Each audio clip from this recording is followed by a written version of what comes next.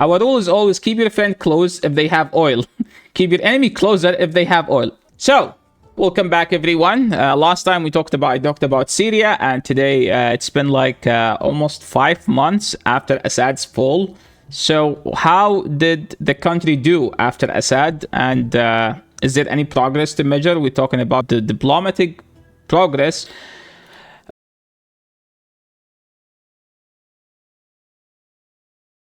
I've asked if people have questions. Please feel free to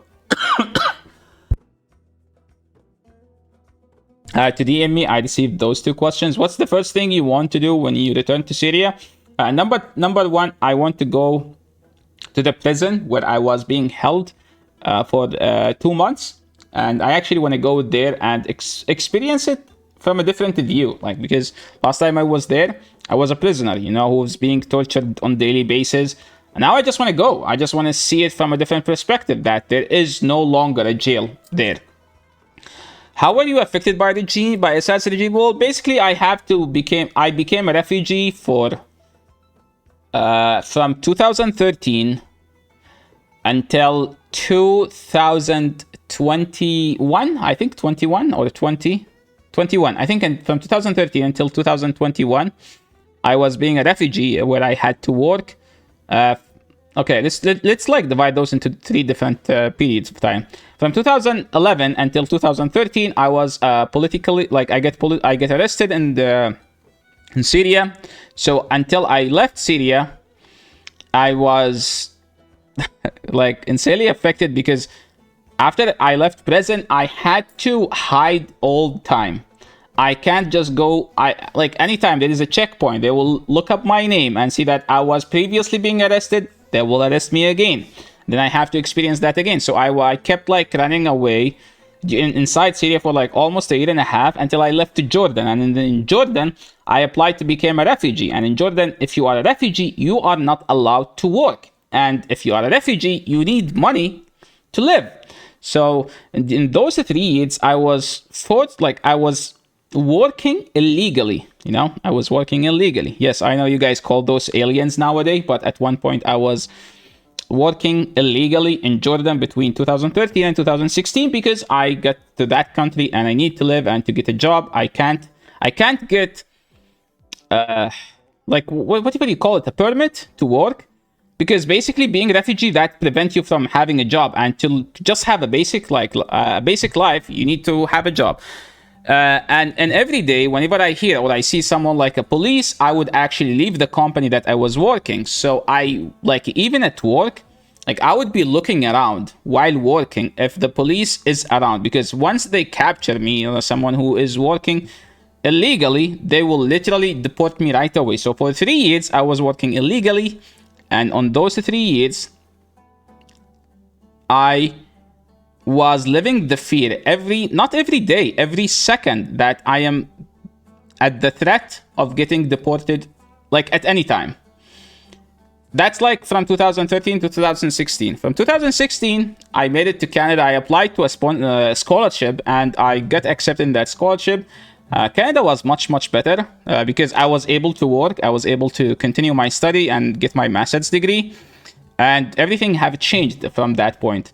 But I would say the worst was from 2011 to 2013. And from 2013 to 2016, there was like no lethal threat on me because I left Syria, but there was like other threats on me that I can, at any time, I can get deported and go back to life in Syria during that time. So that's basically how I was affected. That's number one. Number two. After 2013, our family, which consists of 10 people, we had to make solutions. So as an example, my father took 3 of my siblings and left to Germany to start a life there. And then we had to start waiting for the reunion where like my mother can join him. So my mother was able to join him after 3 years. And like 2 of my siblings, one had to leave to Turkey because he got deported because he was captured at work working. So he was deported, and then we had to like find a way to get him into Turkey, and then he got to work in Turkey. And in Turkey, it's like whatever you hear about the workplace in China, you could say it's the same in Turkey, by the way. you work for 16 hours a day and there is no days off. Yeah, just especially if you're a refugee, because they can literally like report you to the police if you like if you like try to object to whatever they ask you to do. Any update on your book? Yes, I get an update today. I finally, after 3 years, was able to find a publisher, and I have to pay it out of my pocket. By the way, I think it's around 1,200 to ask them to print 1,000 copy. This is just the Arabic version. After that, once everything about the Arabic copy is done, I will start working on publishing the English version out of it. And there is another one, because I'm trying to make like a series of 4 books. The second one, I finished writing it a couple days ago. I started writing the second one, I think around 3 years ago. So it's almost done. So once the first one is published, I will work on to publishing the first one in English.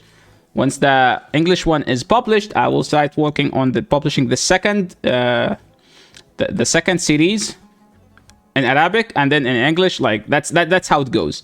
So if you guys know a publisher that would be interested, please let me know, because I actually have no idea. And the reason that it took me 3 years, because I was literally just like, I don't know, trying to find emails of publishers online. I'm like, every time I hear about a publisher, I would just, okay, go and email them. And it turns out people don't respond to their emails. I don't know. That's what I found. So yeah, hopefully within the next 2 months, the first one will be published, most likely in Arabic. The English, I will give it 6 months from now.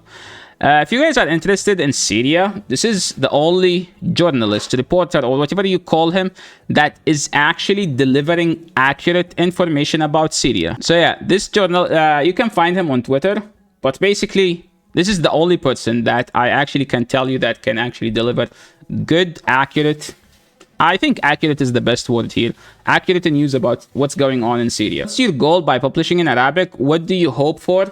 Well, 6 Arcanine, like first thing when I started writing, I mainly wanted to document, because like document what was going on, because some people like most of I think there is an entire literature category called prison literature, if I am accurate, and it just talk about prisons, people who've been in prison in some dictatorship countries, and tell you the story. And I've read most of those books, and none of these books were talking about the actual prisoner feeling. It's always like deliver you how brutal the prison is, which is the main thing. That's the main thing. Like how brutal the prison is should be the main topic. But none of these were talking about the human part of the prisoner itself. It's like they were just showing it as a victim who's been, I don't know, punished every day. I know, I'm not trying to devalue it. I'm saying like, no, that's actually 90% of the thing.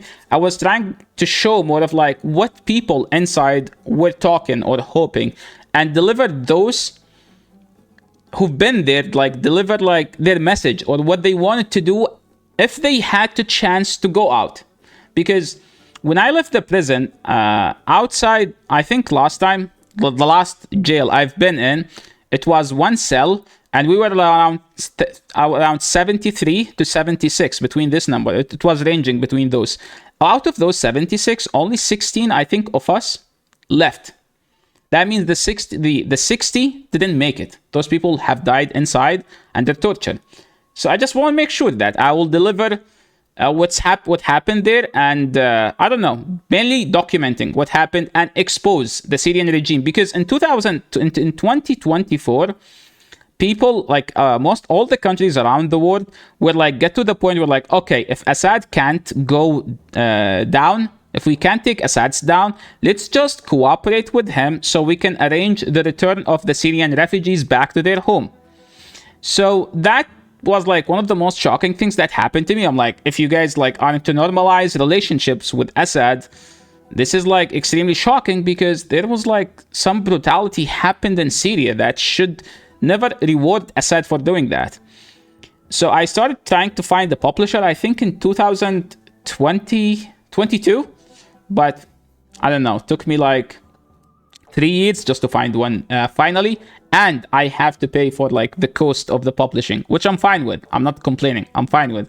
I'm glad I was able finally to I don't know, to publish and expose like the everything about the Syrian regime, because now there is like the problem with the world right now is that there is two poles. Like you have the West, you have Russia and China. You're either with those or with those. So if you're against this, those people will like you. If you're against this, those people here will like you. If you're against China, the West will love you. If you're against the West, China, Russia will love you. But there is more to talk about just not being, a binary enemy. You're either with this or this. No, there is more to talk about each side. So I just want to document and expose everything that happened in that time, which is 53 days on the first book. The second book talks around, I think, a year and a half. Best Pogo player in the world? No, it's, I wish to be a good author. Usually, I don't know. I wish to be a good author. That's all I can tell you. Get your ball. But I hope the story makes it just as a way to document what happened and expose the criminals. That's like the main two things. Do you think your Arabic readers would be surprised by your experience? I would say so. I'm very fluent in Arabic. My Arabic language is very strong, and even like when I showed the book to the publisher, they were actually amazed by what happened. Not by my skills, okay? Not by my skill, by what happened. Like for someone even who's an Arab who watches the news didn't know that such a thing actually happened. Like I can just tell you that. So imagine for someone who've never heard about what happened, what would think.